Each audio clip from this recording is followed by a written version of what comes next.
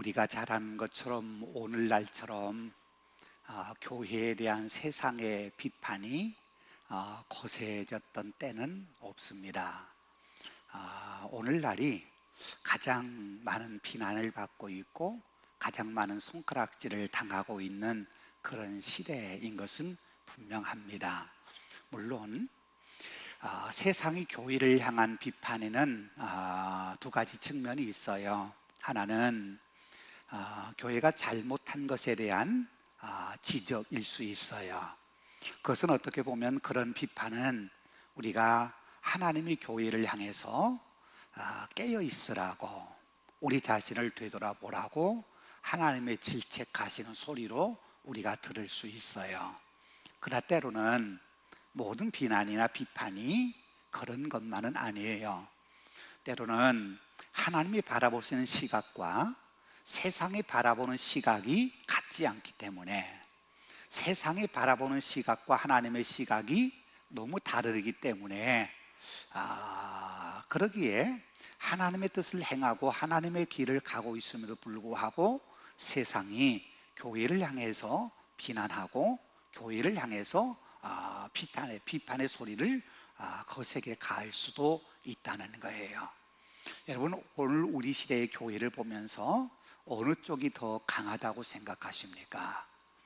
교회가 교회다운 모습으로 하나님의 뜻을 행하며 하나님이 원하시는 교회다운 모습을 간직하고 있음에도 불구하고 세상의 교회를 향해서 세상과 같지 않다는 이유 때문에 비난을 하고 있는 건가? 아니면 교회가 하나님의 뜻과 너무 멀어져 있기 때문에 하나님께서 어떻게 보면 세상을 들어서 교회를 책망하시고 있는, 세상이 하나님의 음성을 대변하는 것처럼 오늘 한국 교회를 향해서 하나님께서 그렇게 깨어나라고, 잘못을 보아야 된다고 그렇게 우리를 깨우치시는 음성으로 우리가 들을 수 있겠느냐 하는 거예요.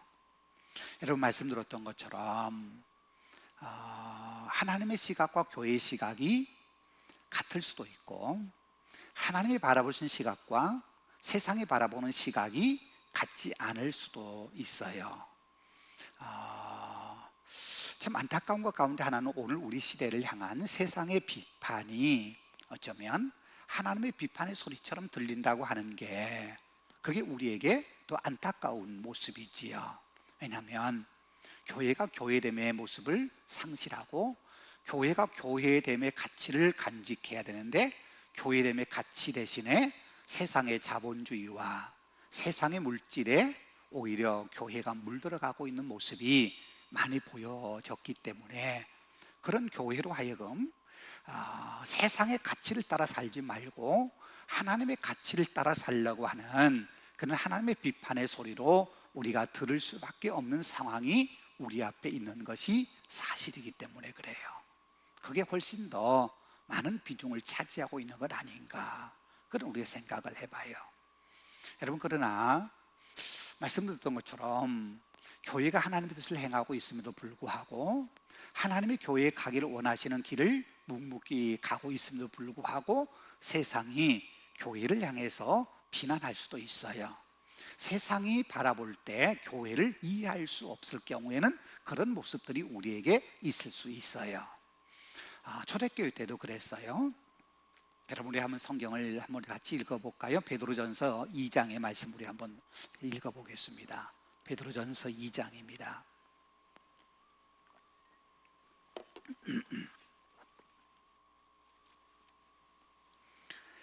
베드로전서 2장 11절 12절 말씀.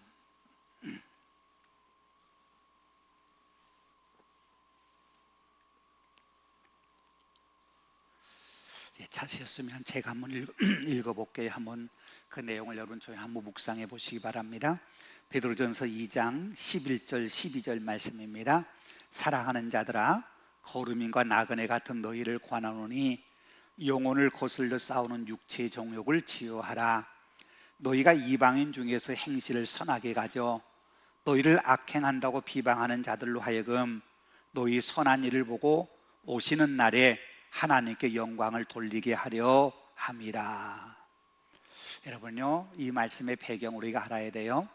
베드로서의 말씀, 베드로서의 말씀을 베드로서 1장 1절에 보면은 베드로 사도가 이 편지를 쓰는 대상들이 소개되고 있어요. 뭐라고 표현되고 있냐면, 예수 그리스도 사도 베드로는 본도, 갈라디아, 갑바도기아, 아시아와 비두니아에 흩어진 나그네 그들에게 편지한다, 그렇게 말하고 있어요.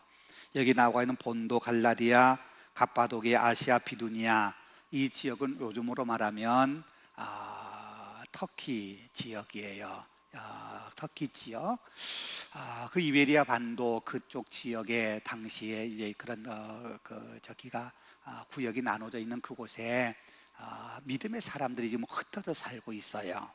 그들이 그렇게 낯선 땅으로 흩어질 수밖에 없었던 이유 가운데 하나는 예수 믿는다고 하는 것 때문에 박해를 받고, 그 박해가 너무 심하기 때문에 좀 더 자유롭게 믿음의 삶을 살고 싶다는 그런 마음 때문에 박해가 좀 더 적은 곳을 향해서 믿음의 사람들이 떠나갔어요. 그래서 흩어진 나그네가 되었어요. 디아스포라, 나그네 되었는데, 그렇게 나그네가 된 사람들에게 주신 말씀이 베드로전서 베드로후서의 말씀인데, 금방 읽었던 2장 11절의 말씀 보면 그들을 가리켜서 거루민과 나그네 같은 너희를 구하노니, 그렇게 말하고 있어요. 거루민과 나그네 같은 너희들, 한 곳에 정착하지 못하고 떠돌이 생활하고 있는 그런 믿음의 사람들에게 뭘 얘기하냐면, 너희 영혼을 거슬려 싸우는 육체의 정욕을 제어해야 된다. 그 이유가 뭐냐? 12절 말씀 보면, 이방인 중에서 행실을 선하게 가지고 너희를 악행한다고 비방하는 자들로 하여금 너희 선한 행실을 보고 오시는 날 하나님께 영광을 돌리게 하려 함이라. 뭔 말이냐면요, 예수 믿는 사람들을 향해서 세상이 비방하는 소리들이 많다는 거예요. 악행한다고 비방하는 소리들이 많다는 거예요. 그래서 그들 앞에서 너희가 흠을 잡히지 않도록 너희가 선한 일을 힘써야 된다. 그러기 위해서는 너희 영혼의 육체, 영혼의 거슬러 싸우는 육체의 정욕을 제어해야 된다. 그 이야기를 하고 있는 거예요. 여러분, 초대교회 때에 예수 믿는 사람들에게 수없이 많은 비난의 이야기들이 있었어요. 그 대부분의 경우가 물론 비정상적인 그런 이유 때문이었어요. 여기 말씀한 것처럼 악행한다고 비방하는 사람들, 그들이 실제로 악행을 행하는 것이 아님에도 불구하고 악행한다고 비방하는 세상의 소리들이 있었어요. 그럼에도 불구하고 그들 앞에서 사도 베드로는 그렇게 얘기해요. 그들에게 너희가 우리는 악을 행하고 있지 않다, 그렇게 변명할 것이 아니라 오히려 적극적으로 악을 행한다고 비방하는 사람들 앞에서 너희가 선한 모습으로 살아라, 선을 행하며 살아라. 그러면 언젠가 그들이 하나님께 영광을 돌리는 날이 오게 될 거다, 그 얘기해요. 바꿔 말하면 너희가 악을 행하지 않고 살아가고 있다고 하는 걸 세상이 알게 될 날이 반드시 오게 될 거다, 그 얘기를 하고 있는 거지요. 여러분요, 우리가 세상을 살아가면서 세상을 살아가는 방법이 그거예요. 우리가 또는 교회가 끊임없이 세상으로부터 비난받을 수 있어요. 채찍질 같은 그런 엄한 꾸중의 소리를 들을 수도 있어요. 그렇다고 그 소리 앞에 우리가 변명한다고 세상이 우리의 변명의 소리를 들어줄까? 들어주지 않아요. 우리가 그들 앞에 변명할 수 있는 방법은 하나예요. 우리의 삶이 선한 행실로 살아가는 거예요. 마태복음 5장 16절 말씀한 것처럼 너희 착한 행실을 사람들 앞에 보여서 너희 빛을 비추어서 그들로 하여금 너희 착한 행실을 보고 하늘에 계신 너희 아버지께 영광을 돌리게 하라. 너희는 세상의 빛이다 그러면서 너희 착한 행실을 그들 앞에 보여줘라. 착한 행실을 보여주면 그들로 하여금 하나님 앞에 영광이 되는 날이 오게 될 거다. 그래요. 여러분, 우리가 변명한다고 우리가 모든 걸 다 이룰 수 있는 건 아니에요. 변명한다고 세상이 우리를 알아주는 거 아니에요. 문제는 우리의 삶의 모습이에요. 우리의 삶의 모습. 예. 그래서 우리가 선한 행실을 가지고 선한 삶을 살아갈 때, 믿는 자다운 삶을 살아갈 때, 우리를 향해서 비난하고 우리를 향해서 욕하는 사람들이 언젠가 그 입을 다물 때가, 비난하는 그 말에 그 자신의 입이 얼마나 부끄러운 것인가를 깨닫게 된 날이 오게 될 거라는 거지요.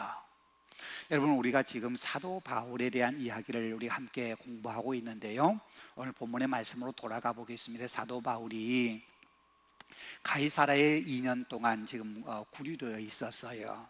벨리스 총독 때 유대인들이 고발했는데 벨리스 총독이 사도 바울의 문제를 끝내지 못하고 본국으로 소환되는 바람에 2년 가까이 이제 가이사라에 구류되어 있었어요.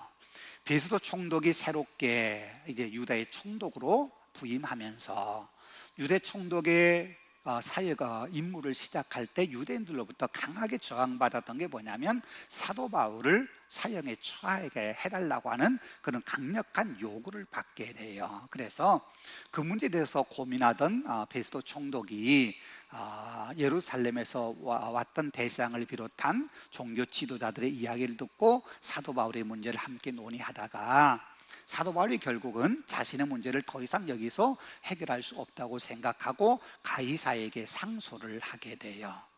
말씀드렸던 것처럼 로마 시민권을 갖던 사도 바울, 그리고 로마 시민권을 가진 사람이 황제 앞에서 재판을 받겠다고 선을 하면 모든 재판은 거기서 일단은 중지되고 모든 그 나머지 재판은 황제 앞에서 받게 되어 있어요. 그래서 사도 바울의 문제도 더 이상 거기서 진행할 수 없게 되고 이제 로마 황제에게 재판을 받기 위해서 로마로 가야 돼요. 이제 그러던 사이에 이 베스도 총독은 로마 황제에게, 자신의 황제에게 이 사도 바울이 어떤 문제 때문에 유대에서 재판을 받지 않고 황제에게 재판받기를 원하는지 하는 상소문을 써야 되는데, 유대교의 문제라고 하는 걸 안 베스도 총독은 유대교에 대해서 정확하게 알지 못하기 때문에 상소문을 쓰다가 어려움을 겪게 되고, 그런 사이에 아그리빠 2세, 아그리빠 왕이 베스도 총독을 방문하게 돼요. 그때 이 베스도 총독이 아그리빠 왕에게 사도 바울의 문제에 대해서 조언을 구해요. 그럴 때 사도 바울의 아그리빠 왕이 사도 바울을 직접 만나보겠다, 그렇게 제안을 해서 사도 바울을 향한 이 아그리빠 왕, 베스도 총독, 그리고 천부장들, 가이사라의 고위 관리들, 이런 사람들이 모여 있는 그 상황에서 이제 사도 바울이 청문회 격으로 그들 앞에서 자신을 변명하는 이야기를 하게 돼요.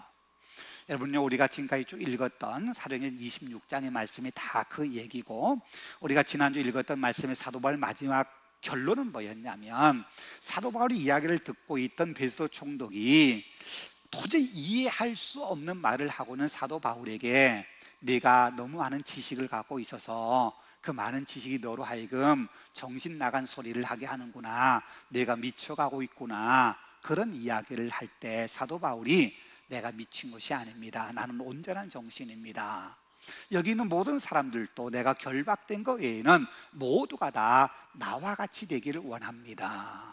그러고는 사도 바울의 이야기가 마지막 결론으로 끝나게 돼요. 그럼으로써 청문회가 다 끝나게 되는 거지요. 그리고 오늘 본문 우리가 읽었던 이야기가 나오게 되는 거예요. 오늘 우리가 읽었던 말씀에 보면 이제 청문회가 끝나고 아그리빠 왕과 베스도 총독과 그 다음에 함께했던 버니게, 그리고 로마의 그 가이사라에 있는 관리들이 다 이제 일어나서 한쪽으로 가서 마지막 자기들끼리 결론을 내리는 모습이에요. 여러분, 오늘 본문 우리가 읽었던 말씀에 30절 말씀은 이렇게 나와 있죠. 왕과 총독과 버니게와 그와 함께 앉은 사람이 다 일어나서, 여러분 여기에 아그리빠 왕, 그 다음에 베스도 총독, 그 다음에 버니게, 그리고 그와 함께 앉은 사람들, 여러분 이건요 당시로 말하면 서열순을 이야기하고 있는 거예요. 청문회를 주관했던 사람이 아그리빠 왕이었어요. 그리고 그 청문회에서 도움을 받고 싶어 했던 사람이 베스도 총독이에요. 버니게는 아그리빠 왕과 함께 왔던 아그리빠 왕의 누이이자 아내 역할을 하고 있던 사람이었어요. 그러니까 베스도 아그리파 왕이 당시는 최고의 어떤 권력의 순이었고, 베스도 총독, 그 다음에 버니게, 그 다음에 천부장을 비롯한 그 지역의 고위 관리들, 이렇게 이야기할 수 있지요. 그 관리들이 일어났다는 거예요. 일어났다고 하는 것은 이제 청문회가 끝났다는 거예요. 청문회가 끝나고 청문회 결과에 대해서 그들이 이제 이야기를 나눈 거예요. 그래서 이 31절 말씀, 물러가 서로 말하되, 이렇게 얘기했어요. 말하래라고 하는 이 날레오라고 하는 이 말은 여기에서는 분사형으로서 계속 자기들끼리 의견을 나눴다는 거예요. 계속 그 의견을 나누고, 의견 나눈 결론이 뭐였냐면 이렇게 결론을 내리는 거예요. 이 사람은 사형이나 결박을 당할 만한 행위가 없다 하더라. 그리고 마지막 이제 결론을 누가 내리냐면 아그리파 왕이 마지막 결론을 내리는데, 아그리파가 베스도에게 이렇게 말해요. 이 사람이 만일 가이사에게 상소하지 아니하였더라면 석방될 수 있을 뻔하였다 하니라. 무슨 말이에요? 사도 바울이 무죄라는 말이에요. 네. 자, 청문회가 열렸어요. 아그리파 왕을 중심으로 해서 베스도 총독과 그 다음에 고위 관리들 모여서 청문을 하는데, 청문의 마지막 결론, 자기들끼리 이야기한 결론이 뭐였냐면 사형이나 결박당할 만한 어떤 행위, 어떤 죄가 없다는 결론을 내렸고, 마지막 최종 판결은 아그리파 왕이 이 사람이 가이사에게 상소하지 않았더라면 이 사람이 풀려났을 텐데, 말을 거꾸로 말하면 가이사에게 상소했기 때문에 어쩔 수 없이 가이사에게 가긴 가지만 이 사람은 무죄다, 이렇게 평가를 내리고 있는 거예요. 여러분, 여기서 우리가 중요하게 생각해야 될 두 가지가 있어요. 하나는 뭐냐면 사도 바울에 대해서 지금 공식적인 아그리파 왕, 베스도 총독, 그리고 로마의 관리들, 천부장을 비롯한 또 이 가이사랴의 관리들, 이 사람들의 마지막 결론은 무죄였다는 거예요. 이건 어떻게 보면 사도 바울이 가이사 총독에게 나는 로마 황제에 가서 재판을 받겠다고 황제 재판을 신청했지만, 베스도 총독의 입장에서 본다면 사도 바울은 무죄라고 하는 거지요. 이 말을 거꾸로 얘기한다면요, 지금까지 2년 동안 끊임없이 유대인들이 사도 바울을 사형에 처해달라고 베르스 총독에게도 그랬고 베스도 총독에게도 끊임없이 이야기를 해요. 아주 집요하게. 베스도 총독이 처음 부임하자마자 바로 그 이튿날 예루살렘을 방문했을 때부터 끊임없이 예루살렘의 종교 지도자들이 사도 바울을 처형해달라고, 사형시켜달라고 베스도 총독에게 이야기했어요. 그런데 아그리파 왕과 베스도 총독과 거기 청문회에 모이는 사람의 마지막 결론은 뭐였냐면 무죄예요. 그 얘기는 유대인들이 지금 사도 바울에게 아무런 근거 없는 어떤 범죄나 사형에 해당할 만한 어떤 죄를 근거로 해서 사도 바울을 죽여달라고 간청하고 있는 것이 아니라, 그들의 행위가 불법과 악랄함의 모습이 드러나고 있다고 하는 거예요. 사도 바울이 어떤 죄를 지었고 어떤 죄된 행위가 있었다고 한다면, 그래서 사도 바울을 고발했다고 한다면 이렇게 결론 나지 않았겠지요. 그런데 오늘 본문 그렇게 얘기해요. 이 사람에게는 사형이나 결박당할 만한 어떤 행위가 없다, 죄가 없다, 그렇게 결론을 내려요. 그러니까 유대인들이 악의적으로, 이유는 하나지요. 사도 바울이 예수를 전하고 다닌다는 거. 그거 하나 이유 때문에 사도 바울을 죽여달라고 하는 그런 제안을 하게 되고 끊임없이 그 얘기를 하고 있는 거예요. 그런데 공식적인 입장에서 사도 바울은 무죄라고 하는 선언을 하게 돼요. 근데 여러분요, 이 무죄라고 하는 이 선언은 사도 바울을 향한 무죄 선언에 그치지 않아요. 왜냐하면 여러분 보십시오. 우리가 사도 바울이 변명한 이야기를 쭉 들었습니다만은 사도 바울이 유대인들로부터 그렇게 고발을 당하고 미움을 받았던 이유가 뭐였냐면 유대인들 똑같이 기다리고 있는 하나님의 약속 때문이었다.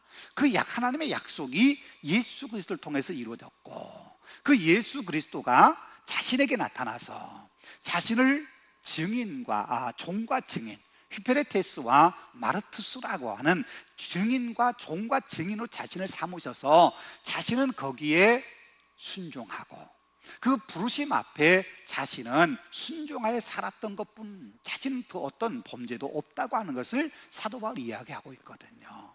그래서 하나님이 약속하신 그것이 예수를 통해서 이루어졌고, 그래서 이 예수를 믿는 이 믿음, 그리고 예수 그리스도를 통해서 세상이 의에 이르고 진리에 이르는 것을 나는 원한다. 그래서 내가 이 길을 가고 있다. 그게 사도 바울의 증언의 내용이었거든요. 그러니까요, 지금 여기서 무죄라고 이야기하는 것은 뭐냐면, 사도 바울이 예수님을 전한다고 하는 것은 아무 죄가 없다, 그런 얘기고, 더 나가서 이 문제는 유대인들이 예수님을 십자가에 못 박아 죽인 거, 그것도 무죄라고 하는 것까지 이야기하고 있는 거예요. 예. 자, 예수님 십자가에 못 박혀 죽으시는 사건이 유대인들의 그 잘못된 종교심 때문이었어요. 그리고 마지막 결론은 빌라도 총독에 의해서 선언이 됐어요. 로마 총독인 빌라도가 로마를 대신해서 사형을 언도하고 사형을 집행할 수 있도록 허락해야만 사형을 집행할 수 있기 때문에, 그들이 빌라도 총독 앞에 가서 예수를 십자가에 못 박으라고 소리치잖아요. 그래서 결국 유대 종교 지도자들과 그다음에 로마의 권력에 의해서 예수님이 십자가에 처형을 당하신 거예요. 그런데 오늘 본문에서 어쩌면 유대교회에서 가장 잘 알고 있다고 베스도가 생각했던 아그리빠 왕, 그리고 로마의 총독인, 로마의 권력에 지금 대신해서 이 자리에 유대 총독으로 와 있는 베스도 총독, 이 사람들이 마지막 내린 결론은 뭐냐면 사도 바울은 무죄라는 거예요. 예수를 믿고 예수를 전하는 사도 바울, 예수가 메시아라고 믿고 그 메시아가 죽음에 다시 살아나셨고 자신을 휘페레테스와 마르투스로 삼아서 자신을 지금까지 사용하셨고 자신은 거기에 순종하여 살아왔다고 하는 자신의 삶의 고백을 하고 있는 사도 바울에 대해서 당신은 무죄야, 당신은 예수의 종이 되었던 것, 당신은 예수의 증인으로 살았던 삶은 아무 죄가 없어 라고 결론을 내린 거거든요. 그 얘기는 이 사도 바울을 종과 증인으로 불러서 그 사도 바울을 지금까지 사용하셨던 주님, 부활의 주님, 그 주님이 무죄라는 거예요. 로마가, 유대교가 결국 처형했던 예수님의 죽음도 그들이 불법을 자행해서 결국 일어난 불법의 사건일 뿐이었다고 하는 걸 이야기하고 있는 거지요. 그러니까 사도 바울의 무죄는 단순히 아그리빠 왕과 베스도 총독 그리고 거기에 모이는 사람들 모두가 함께 해친 말이 뭐냐면 사도 바울은 죄가 없다. 그리고 32절에서 이 사람이 가이사에게 상소하지 않았다면 석방될 수 있었을 텐데 그랬어요.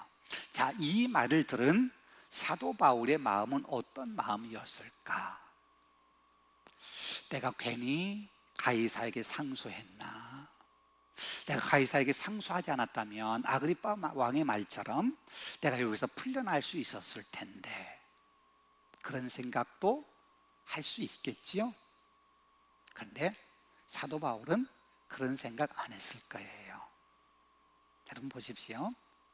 만약에 아그리빠 왕이 이야기하는 것처럼 가이사에게 상소하지 않았다면 풀려날 수 있었는데, 그 말처럼 가이사에게 상소하지 않았고 그래서 아그리빠 왕과 베스도 총독과 거기 모인 사람들 앞에 청문회장에서 이렇게 이야기하고 마지막 결론이 무죄라고 선언돼서 사도 바울이 거기서 풀려났다. 그러면 이후에 사도 바울은 어떻게 되었을까요? 사도 바울은 어떻게 되었을까요?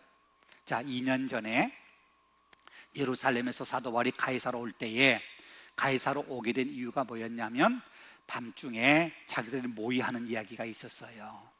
40명이 사도 바울을 죽이기 전에는 먹지도 마시지도 않겠다고 동맹을 맺었어요.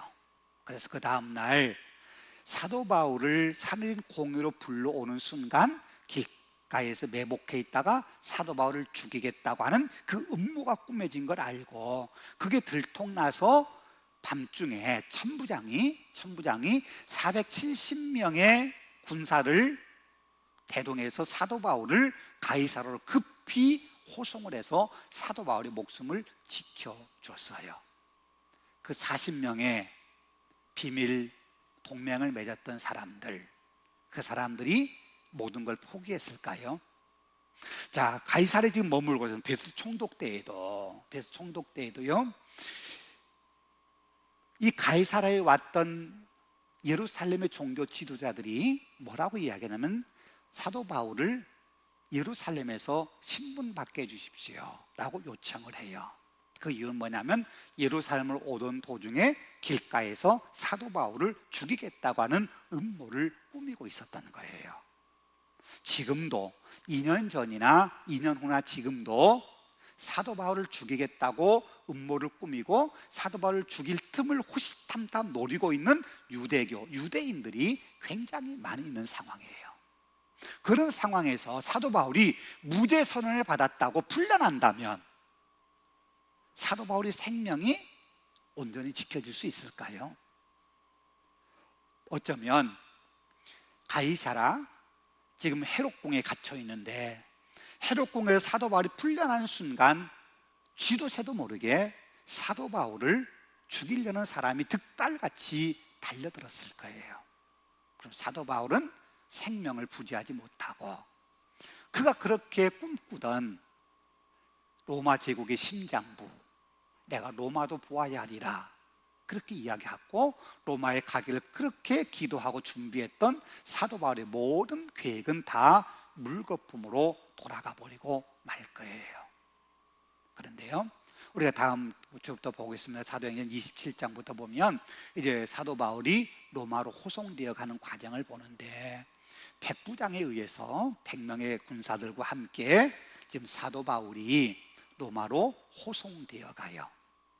예루살렘에서 가이사르로 올 2년 전에도 천부장에 의해서 사도 바울의 생명이 안전하게 지켜져서 여기까지 왔어요. 지금 가이사라에서 로마에 가는 과정도 백부장이라고 하는 권력에 의해서, 군사들에 의해서 사도 바울이 호의를 받으면서 로마까지 가게 돼요.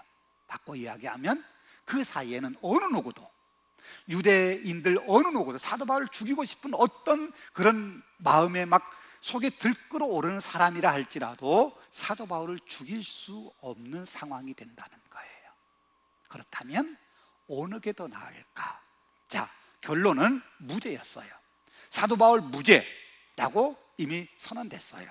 공식적인 재판에서는 아니에요. 재판에서는 아니지만, 로마 황제가 재판에서는 마지막 하겠지만, 지금 청문회에서 마지막 결론은 사도 바울은 무죄라고 하는 결론이 내려졌어요.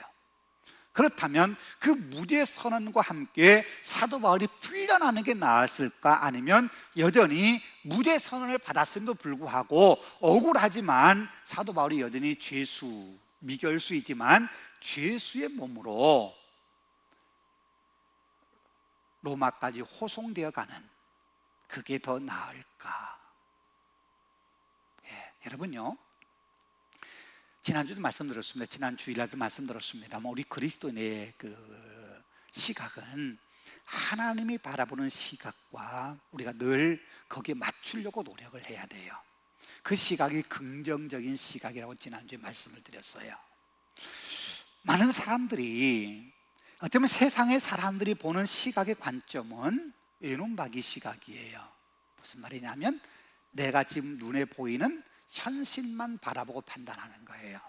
그러니까 현실이 어려우면 거기서 낙담하고, 현실이 힘들면 눈물 나고 고달프고 힘겨워하고. 그런데 우리 믿음의 사람들은 힘든 현실 너머에 있는 하나님의 역사, 하나님이 우리에게 가져주실 새로운 세계, 하나님이 우리에게 주시고자 약속하신 새로운 복, 이걸 우리가 바라보기 때문에 지금 현실을 우리가 참아낼 수 있고, 지금 현실이 어려운 현실도 하나님의 도우시는 힘으로 그 어려운 현실을 우리가 돌파해 나갈 수 있는 용기를 가질 수 있는 거예요. 그래서 우리 믿음의 사람들은 두 개를 같이 보는 거예요. 지금 내 앞에 당한 현실을 바라보는데 이것만 보는 것이 아니라 그 너머를 보는 거예요. 너머를 함께 보면서 지금의 현실을 극복해 나가는 힘을 우리가 갖게 되는 거예요. 어쩌면 하나님은 우리에게 두 개의 눈을 허락하신 이유가 거기 있는지도 몰라요. 한쪽 눈만 갖고 살지 말아라. 외눈박이로 살지 말아라. 두 개의 눈을 가지고 세상과 하나님이 역사하시는 세계를 같이 보며 살아라. 그게 믿음이다. 그렇게 우리에게 가르쳐주고 계시는 거예요. 그러니까 우리가 단면만 본다면, 외눈박이처럼 우리가 우리의 삶을 바라본다면 사도 바울이 금방 얘기했던 것처럼 그렇게 아쉬워할 수 있어요. 내가 가이사에게 상소하지 않았더라면, 그렇게 생각할 수 있어요. 이런 우리가 그렇게 생각되는 순간들이 우리 앞에 얼마나 많은지 몰라요. 우리가 뭔가를 선택해 놓고 어떤 길을 갈 때에 우리에게 당하는 우리의 삶이, 내가 왜 이렇게 결정했을까?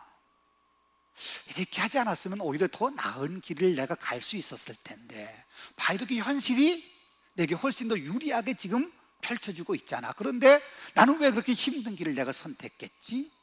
그런 생각이 우리에게 참 많이 들어요. 특별히 우리가 어떤 일을 믿음으로 결정할 때 그런 생각 들 때가 종종 있어요. 믿음이 아니었다면 훨씬 쉽게 갈 수 있는 길을 믿음으로 가려고 하고 믿음으로 선택하다 보니까 더 어려운 길을 가고 더 손해보는 길을 가고 더 험한 길을 갈 수밖에 없는 거예요. 예수님 말씀하신 것처럼 좁은 길로, 협착한 길로 갈 수밖에 없는 게 믿음의 길이고, 믿음의 길을 선택하는 그 과정이 바로 그런 길을 가는 과정을 선택하는 거예요. 그렇기 때문에 때로는 쉽게 갈 수 있는 길도 있는데, 빨리 갈 수 있는 길도 있는데, 훨씬 더 내게 유익되는 길도 있는데, 우리는 믿음을 선택하다 보니까 어려운 길, 쉬운 길이 아니라 어려운 길을, 내게 유익되는 게 아니라 손해보는 길을 우리가 선택하며 갈 때가 많아요. 그럴 때마다 우리는 때로 현실 앞에서 우리는 그런 생각하게 돼요. 내가 이렇게 바보같이 선택했지? 내가 조금만 눈 감으면, 내가 조금만 현실적으로 생각했다면 내가 어려운 길 가지 않았을 텐데, 그런 아쉬운 마음이 우리에게 들 때가 있어요. 인간이기 때문에 인간적인 생각으로 우리가 그런 생각이 들 때가 참 많이 있다는 거예요. 여러분요, 그게 남 얘기가 아니고 우리 얘기예요. 우리가 그런 경우가 참 많아요. 만약에 우리가 그런 고민을 하지 않았다면 어쩌면 우리가 너무 쉽게 세상의 방법을 선택해가면서 믿음의 고민을 해보지 않았기 때문에 우리가 그런 고민의 순간이 우리 앞에 별로 오지 않았을 수도 있어요. 세상에 그냥 좋으면 좋은 방법처럼 내게 유익되고 편안하고 쉬운 길, 그 길로 그냥 쉽게 선택해 버렸다면 우리가 그런 깊은 고민 안 할 수도 있어요. 그런데 정말 믿음의 길을 가겠다고 고민하고, 내가 손해본다 할지라도 내가 믿음을 지키겠다고 고백하고 그 믿음의 길을 가겠다고 내가 결단하고 간다면 우리는 종종 그런 고민의 때가 우리에게 닥쳐오게 돼요. 그런데 깊이 생각해 보면 그렇게 고민했던 그 순간이 우리에게 하나님의 길을 갈 수 있는, 믿음의 길을 갈 수 있는, 우리에게 다시 한번 우리 자신을 돌아보게 만드는 순간이라는 거예요. 힘든 길, 손해보는 길, 어려운 길, 내가 왜 이 길을 선택했지? 라고 하는 그 길이 하나님을 위해서 내가 희생하는 길이었고 주님을 위해서 가는 길이었어요. 여러분, 오늘 이번 주 우리가 암송할 말씀이 뭐예요? 누구든지 자기 목숨을 구원하고자 하면 잃을 것이요, 나와 복음을 위하여 자기 목숨을 잃으면 구원하리라.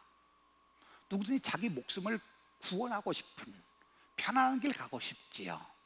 그런데 주님 말씀은 나와 복음을 위해서, 신앙을 위해서 내가 죽고 내가 희생하고 내가 손해보고 내가 힘든 길을 가는 그 사람에게는 우리 주님이 오히려 그 생명을 살려주는 구원의 역사가 일어나게 된다는 거예요.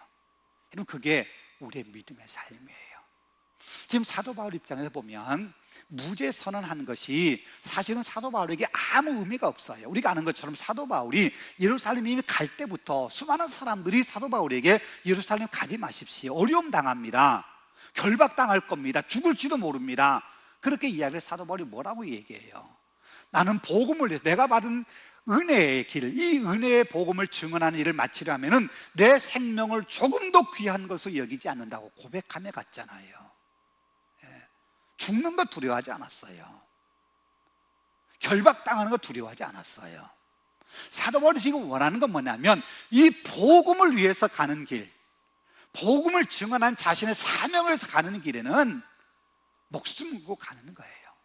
그렇기 때문에 지금 사도 바울은요, 가이사에게 상소함으로써 로마까지 갈 수 있는 길을 선택했다고 해서 그게 자신에게 지금 여전히 자유는 제한받고 있고 여전히 미결수이지만 죄수의 몸처럼 로마까지 지금 호송되어 가야 되는 그런 상황이지만 사도 바울은요, 자신이 선택한 것에 대해서 단 한 번도 후회한 적이 없어요. 왜요? 자신은 믿음으로 선택했기 때문에. 믿음으로 선택해 나의 유익을 위해 선택한 것이 아니라 복음을 위해 선택했기 때문에 지금 풀려난 무죄라고 하는 것 때문에 지금 풀려날 수 있는 기회가 있음에 불구하고 풀려나지 못한 것에 대한 후회 없어요. 오히려 로마까지 가는 것, 힘들지만 그 길을 가는 것, 어쩌면 그게 가장 안전하게 자신이 꿈꾸던 로마에 갈 수 있는 더 안전한 길이고 하나님의 길이라고 하는 걸 사도 바울이 알기 때문에 사도 바울은 그 길을 감에 있어서요 후회하지 않아요. 후회하지 않아요. 믿음의 길을 선택했기 때문이에요. 여러분요, 그래요, 우리가 믿음의 길을 선택한다면, 그리고 믿음의 길을 힘써 가려고 한다면 여러분요, 우리에게 후회는 없어요. 왜요? 결국 하나님의 뜻이 이루어지고요, 그 과정 속에 하나님이 반드시 우리를 도와주시기 때문이에요. 그 길이 멀 수 있어요. 그 길이 더 험할 수 있어요. 그 길이 더 우리가 가기 힘든 길일 수 있어요. 그러나 하나님이 함께 하신 길이라면 그 길이 우리에게 더 유익된 길이라는 거예요. 그 길이 더 우리에게 복된 길이라는 거예요. 그걸 하나님 우리에게 끊임없이 말씀해 주시는 거예요. 그래서 여러분요, 우리가 선택할 때 언제나 믿음으로 선택해야 돼요. 믿음의 길을 가겠다고 우리가 다짐해. 그러면 오늘 사도 바울이 믿음으로 선택한 그 길에 하나님이 함께 하셔서 로마에 가는 그 길까지 하나님이 도우셔서 안전하게 로마까지 갈 수 있었던 것처럼 우리의 삶에도 그런 하나님이 바라보실 때 형통한 길, 형통한 길, 그 길을 우리가 갈 수 있게 된다는 거예요. 여러분, 그 길 가십시다. 세상에 바라볼 때 잘했다고, 세상에 바라볼 때 참 복된 길이고 참 출세한 길이고 세상이 바라볼 때 박수 쳐주는 길이 아니라 하나님이 바라보실 때 하나님이 인정해 주시는 길, 하나님이 바라보실 때 하나님이 도우시고 함께 하시는 그 길, 그 길을 선택하며 간다면 우리의 삶에도 후회 없는 삶이 반드시 이루어지게 될 거예요. 그 길이 믿음의 길이라는 거지요. 기도하겠습니다. 은혜가 풍성하신 아버지 하나님 감사합니다. 사도 바울에게 무죄가 선언되었지만 사도 바울은 가이사에게 상소하여 황제 앞에 가서 재판을 받는 그 길을 갈 수밖에 없었던 모습 속에서 사도 바울은 단 한 번도 후회한 적이 없고 믿음으로 선택한 그 길에 사도는 묵묵히 그 길을 순종하여 갔던 것을 우리가 함께 생각해 봅니다. 하나님, 우리 눈앞에 보이는 현실이 우리에게 세상의 방법과 세상의 가치가 훨씬 더 우리에게 매력적으로 보인다 할지라도 믿음의 길을 끝까지 붙잡고 믿음의 방법으로 믿음의 길을 선택하여 그 믿음을 힘써 살아갈 수 있는 우리 모두가 되도록 하나님 도와 주옵소서. 예수님 이름으로 기도하옵나이다. 아멘.